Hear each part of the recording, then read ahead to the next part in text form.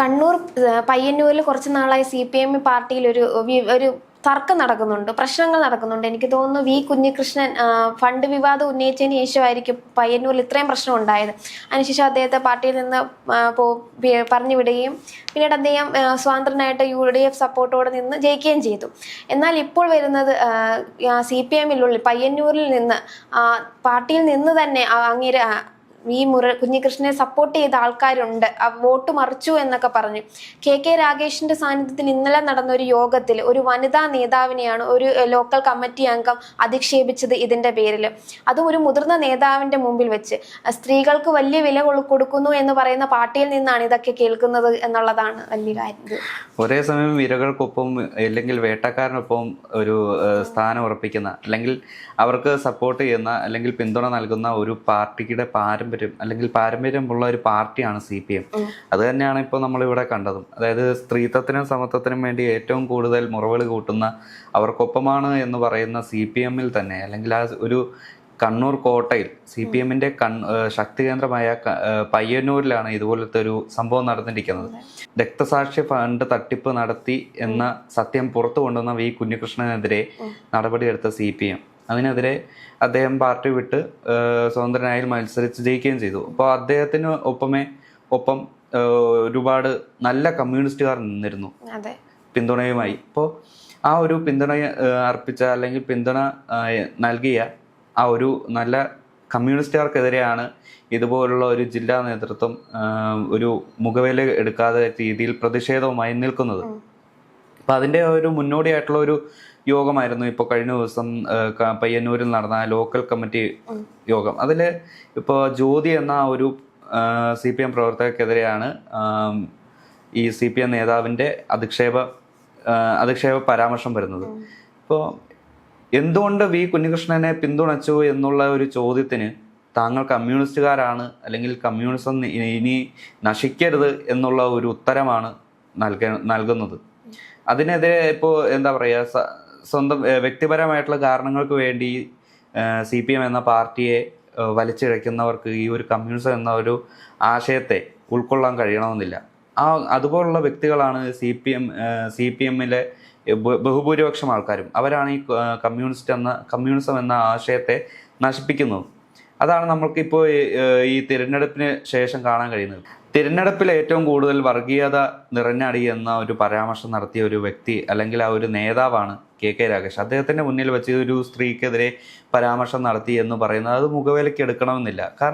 അത്രയേറെ മൂല്യങ്ങളെ ഈ ഒരു പാർട്ടിയെ അല്ലെങ്കിൽ കമ്മ്യൂണിസം എന്ന ഒരു ആശയത്തെ അദ്ദേഹം നൽകിയിട്ടുള്ളൂ. അദ്ദേഹത്തിന് എപ്പോഴും ഈ അധികാരം അല്ലെങ്കിൽ ആ ഒരു അടിച്ചമർത്തലുമായിട്ടുള്ള ബന്ധപ്പെട്ട അജണ്ടകളുമായി മുന്നോട്ട് പോകുന്ന ഒരു വ്യക്തിയാണ്. ഇപ്പം നമുക്കറിയാം, സ്ത്രീപക്ഷം എന്നൊക്കെ പറഞ്ഞ MV ഗോവിന്ദൻ ഒരുപാട് പറഞ്ഞിട്ടുണ്ട്, കേരളം സ്ത്രീകൾക്ക് വേണ്ടി മുന്നിട്ട് നിൽക്കും എന്നൊക്കെ. പക്ഷെ സ്വന്തം പാർട്ടിക്കുള്ളിൽ തന്നെ നമുക്കറിയാം ഈ പ്രശ്നം മാത്രമല്ല, മുൻപും KK രമ പോലുള്ളവർക്ക് ഒരുപാട് പേർക്ക് CPM-ൽ നിന്ന് മോശം അനുഭവം ഉണ്ടായിട്ടുണ്ട്. അപ്പൊ സ്ത്രീപക്ഷം കേരളം എന്ന് പറയുന്ന അവർ ഈ പാർട്ടിക്കുള്ളിലല്ലേ ആദ്യം ഇത് മാറ്റം വരുത്തേണ്ടത്?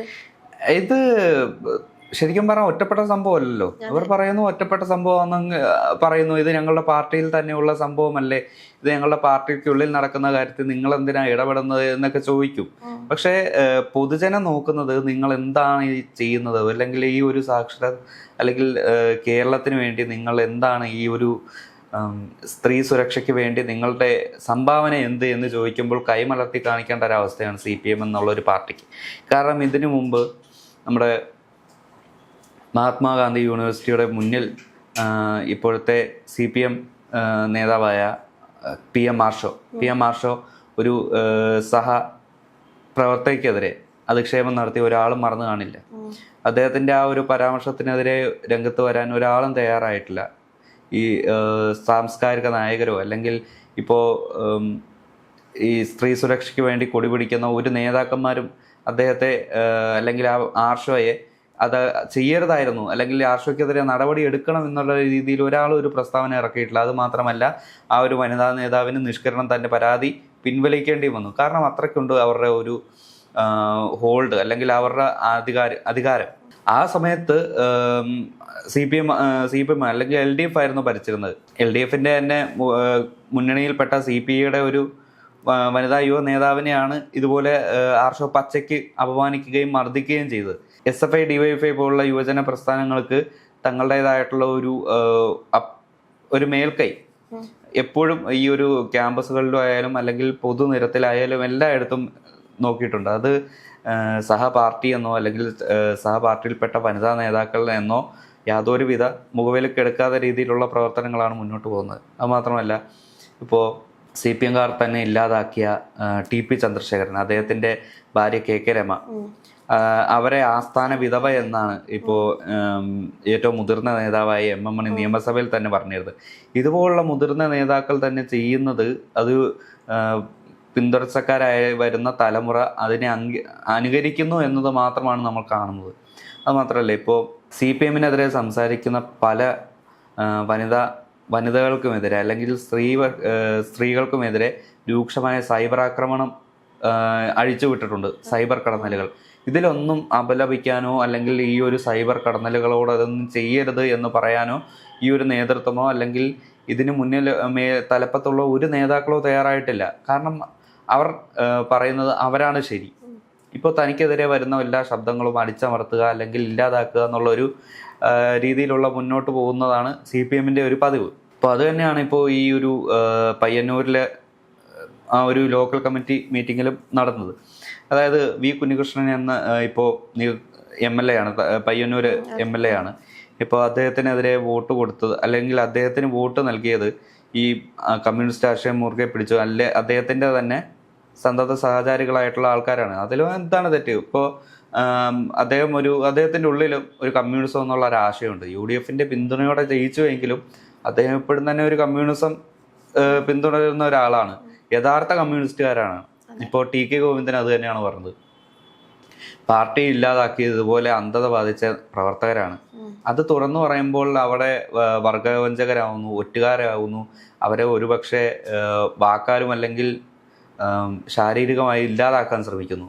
CPM തുടർന്നു പോകുന്ന ഒരു ദുരാചാരമാണ്. അത് ഒഴിവാക്കിയാൽ തന്നെ കുറച്ചെങ്കിലും CPM-ന് കേരളത്തിൽ പിടിച്ചു നിൽക്കാനുള്ള ഒരു അവസ്ഥയുണ്ടാകും. എനിക്ക് ഈ വാർത്ത കണ്ടപ്പോൾ കഴിഞ്ഞ ദിവസം OJ ജനീഷിന് ഫുഡ് വിളമ്പിയതിൻ്റെ പേരിൽ പാർട്ടിയിൽ നിന്ന് പുറത്താക്കിയിരുന്നു. ഫുഡ് കൊടുത്താൽ അതൊരു പ്രശ്നമാണ്, പക്ഷേ വനിതാ നേതാക്കളെയോ പാർട്ടിയിലുള്ള മറ്റോരോ ആക്ഷേപിച്ചാൽ അതൊരു പ്രശ്നമല്ല പാർട്ടിക്കുള്ളിൽ. അത് രണ്ട് പാർട്ടിയാണ്. CPI-യിലെ ഒരു മുതിർന്ന നേതാവിനെയാണ് തൃശ്ശൂരിൽ പുറത്താക്കിയത്. CPM-ന് CPI സംബന്ധിച്ചോളം ഏറ്റവും കൂടുതൽ കേരളത്തിൽ ഏറ്റവും കൂടുതൽ പ്രാധാന്യം അല്ലെങ്കിൽ ആധികാരികത കൂടുതലാണ്. ഇപ്പം അതുകൊണ്ടാണല്ലോ ഇപ്പോൾ CPI നിഷ്കരണം തഴഞ്ഞ് തങ്ങളുടേതായിട്ടുള്ള അധികാരം ഊട്ടിയുറപ്പിച്ചത്.